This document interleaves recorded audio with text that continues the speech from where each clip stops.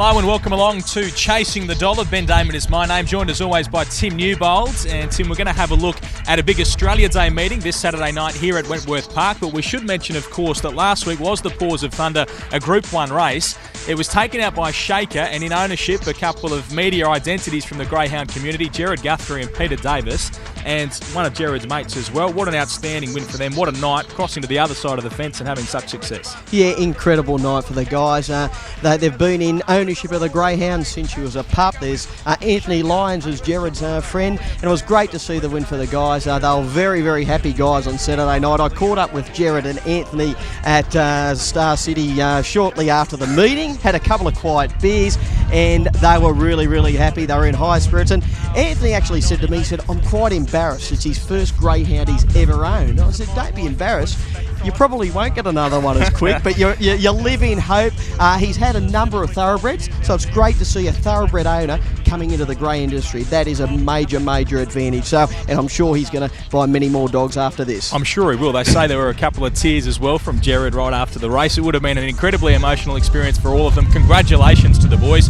And we'll get into the racing that comes up this Saturday night at Wentworth Park. A little bit windy here today, but hopefully it's not quite like that, or it might blow the dogs right off the track this Saturday night. Let's have a look at the first leg of the Quaddie. It is race number 5, and it is a 4th and 5th grader. Number 5, Backpage Lead, is clearly the one to beat.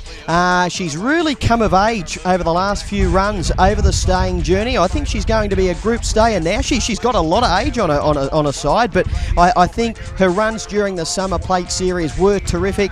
She was only Irma Bale and Belhaven beat her home last week. Only got beat about a length and a half. She only needs to begin cleanly. She'll settle on the pace. I think she'll be too strong. Backpage Lead, clearly the one to beat. 4, Jill's Army, led all the way here at her most recent run, running quick time. If she does begin cleanly, she's going to run a huge race. And number 1, Mr. Callowella, should park up on the pace from the inside alley.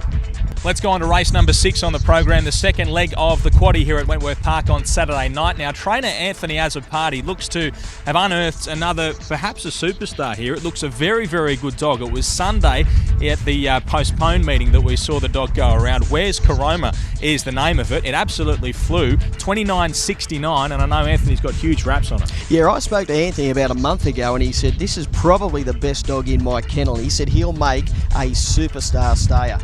His run home on Sunday has to nearly be the record. They came home in 15.65. He was just off the lead at that point. I'd say he's run around 15.55, 15.58 coming home. He has got a massive, massive engine. He only needs to just balance up, get into the clear mid-race. He'll power over the top of these and blow them away. Where's Karoma? Clearly on top. 1, Follow Fame, can run a cheeky race. She's got good burn when she does hit the ground. She's well drawn on the inside, and she hasn't got a great deal of pressure drawn on her outside, so I think she can run a sneaky little race out in the lead and throw in 7, Lucky I'm Black. He's another one with a big motor, but he can be a little hard to catch. But Where's Karoma really does look the winner, and I think we might see a star emerge over the next couple of months in him.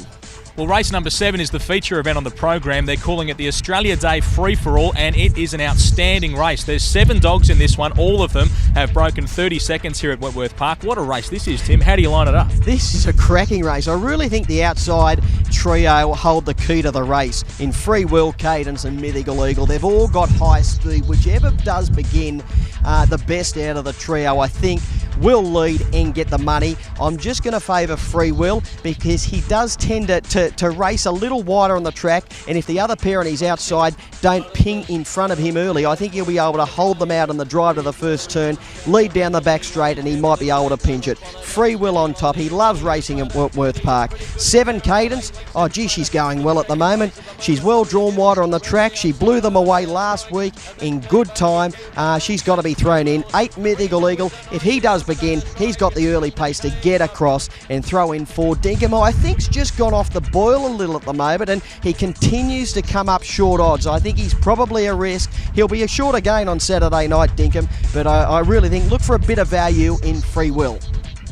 Let's go on to race number 8. This is the final leg of the Quaddie. Magic Fancy goes around here, was outstanding last week. Has drawn the 4, but has the speed to lead. Yeah, he's one of the most promising pups in New South Wales. He's normally a fast beginner and he's got high speed. He's got a trait of ducking to the right after box rise, and he does use plenty of the track, but if he does begin, he's got the burn to roll of the lead. He's got a moderate beginner on his outside, so he really shouldn't get touched in the first 20 to 30 metres, and if he does lead, he runs 29.8. He'll be winning number 4, Magic Fancy. 2, Tomato Catch Up is an interesting runner. She is resuming from a lengthy break, in good hands with Peter Lagogiani. Straight to town, was entered in a few of the bigger races in the past probably 4 to 5 weeks, but has been scratched. But you've got to respect her because she can run time. Throwing number 3, Chocolate Fantasy for your multiples.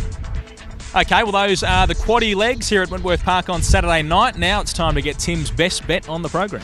I like a couple of the ones we've mentioned in the Quaddie legs, but I really like race 10, number 3, Graydon's.